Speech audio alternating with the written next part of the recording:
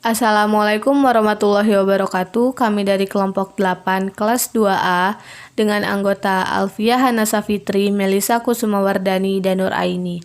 Dengan ini, kami memenuhi tugas untuk mata kuliah Filsafat Pendidikan dengan dosen pengampu Dr. Haji Dadang Rahman MPD, Program Studi Pendidikan Matematika, Fakultas Keguruan dan Ilmu Pendidikan, Universitas Singapura Bangsa Karawang. Kami akan menjelaskan materi tentang pikiran-pikiran pokok tentang manusia dalam perspektif filsafat, pandangan materialisme, idealisme, dan dualisme. Yang pertama ada materialisme. Materialisme adalah faham atau aliran yang menganggap bahwa dunia ini tidak ada selain materi atau nature atau alam, dan dunia fisik adalah satu. Tokoh aliran materialisme adalah Ludwig Feuerbach pada tahun 1804 sampai 1872. Menurutnya, alam semesta atau realitas ini tiada lain adalah serba materi, serba zat atau benda. Materialisme tidak mengakui entitas-entitas non-material seperti roh, hantu, setan, malaikat, dan bahkan Tuhan. Dengan begitu, materialisme adalah pandangan hidup yang mencari dasar segala sesuatu yang termasuk kehidupan manusia di alam kebenaran semata-mata dengan mengesampingkan segala sesuatu yang mengatasi alam indera. Adapun pemikiran kaum materialisme yaitu bersifat empirisme dan rasionalisme, bersifat naturalisme, alam merupakan semesta yang bersifat abadi, jiwa merupakan gejala dari materi, semua perubahan yang terjadi bersifat kepastian semata, dan substansi-substansi materi merupakan penyusun utama sebuah materi, dalam hal ini adalah atom. Naturalisme mempunyai pandangan bahwa kenyataan yang sebenarnya adalah alam semesta fisik ini.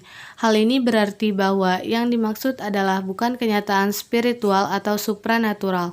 Oleh karena itu, menurut pandangan naturalis, jiwa itu dapat menurun kedudukannya, menjadi dan mempunyai hakikat sebagai unsur-unsur materi. Dengan demikian, naturalisme bisa menjadi materialisme. Pragmatisme berpendapat bahwa kenyataan itu berada pada pengetahuan itu sendiri. Aliran ini memandang realitas sebagai suatu proses dalam suatu periode tertentu. Ini berarti bahwa orang yang mengetahui mempunyai peranan untuk menciptakan atau mengembangkan hal-hal yang diketahui. Dengan demikian, pragmatisme sama dengan materialisme. Aliran-aliran dalam materialisme. Yang pertama ada aliran materialisme mekanik. Materialisme mekanik adalah aliran filsafat yang pandangannya materialis, sedangkan metodenya mekanis. Aliran ini mengajarkan bahwa materi itu selalu dalam keadaan gerak dan berubah. Geraknya itu adalah gerakan yang mekanis, artinya gerak yang tetap selamanya atau gerak yang berulang-ulang atau endless loop, seperti mesin yang tanpa perkembangan atau peningkatan secara kualitatif. Yang kedua ada aliran materialisme metafisik. Materialisme metafisik mengajarkan bahwa materi itu selalu dalam keadaan diam, tetap atau statis selamanya. Seandainya materi itu berubah, maka perubahan tersebut terjadi karena faktor luar atau kekuatan daya luar.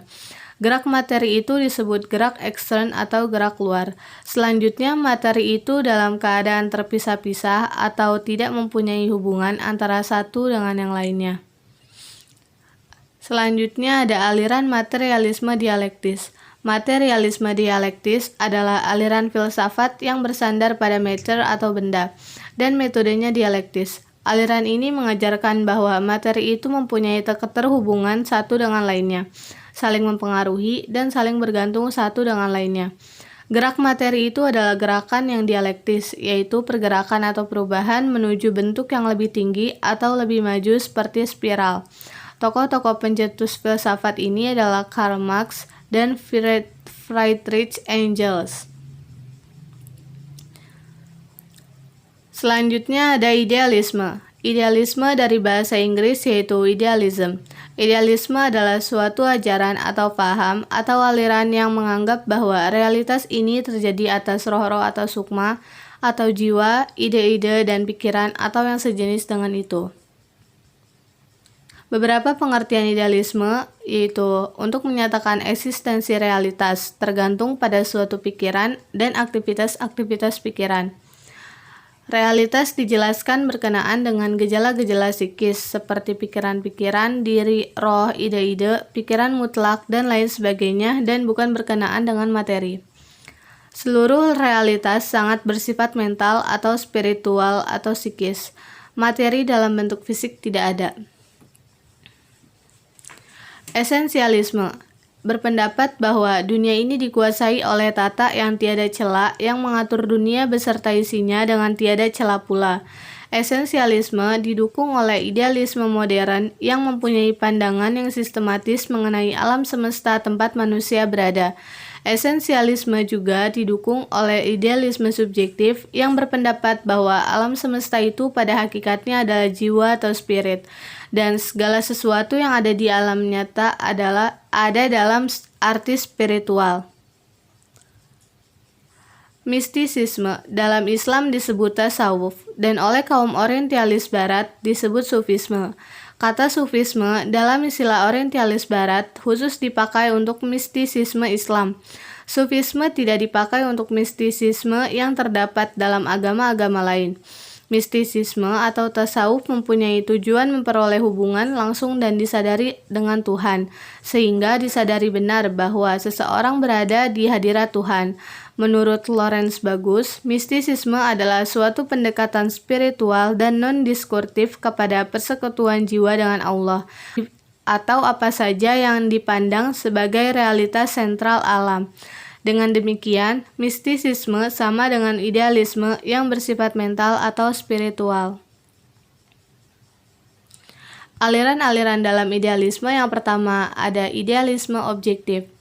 Idealisme objektif adalah suatu aliran filsafat yang pandangannya idealis dan idealismenya itu bertitik tolak dari ide universal atau di luar ide manusia. Menurut idealisme objektif, segala sesuatu baik dalam alam atau masyarakat adalah hasil dari ciptaan ide universal. Yang kedua ada aliran idealisme subjektif. Idealisme subjektif adalah filsafat yang berpandangan idealis dan bertitik tolak pada ide manusia atau ide sendiri.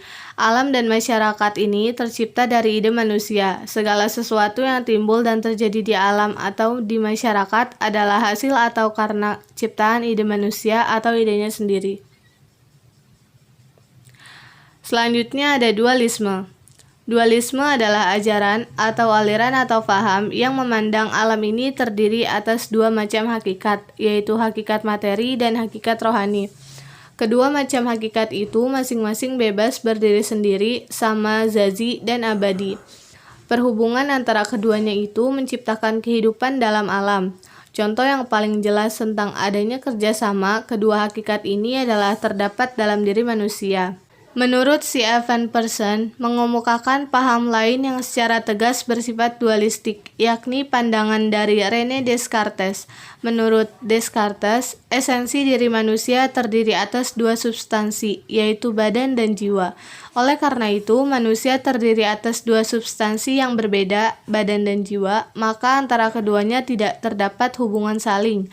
Namun demikian, setiap peristiwa kejiwaan selalu paralel dengan peristiwa badaniah atau sebaliknya. Contohnya, jika jiwa sedih, maka secara paralel badan pun tampak murung atau menangis. Pandangan hubungan antara badan dan jiwa seperti itu dikenal sebagai paralelisme. Kesimpulan dari materi ini adalah aliran-aliran dalam ontologi terbagi menjadi beberapa aliran. Beberapa di antaranya adalah satu, idealisme, yaitu ajaran atau paham yang menganggap bahwa realitas dunia ini terdiri atas roh-roh, sukma atau jiwa. 2. Materialisme, yaitu paham atau ajaran yang menganggap bahwa dunia ini tidak ada selain materi, dan dunia fisik adalah satu. Yang ketiga ada dualisme, yaitu paham atau ajaran yang memandang alam ini terdiri atas dua macam hakikat, yaitu hakikat materi dan hakikat rohani. Mungkin cukup sekian materi yang dapat kami sampaikan, kurang lebihnya mohon maaf. Terima kasih atas perhatiannya. Wassalamualaikum warahmatullahi wabarakatuh.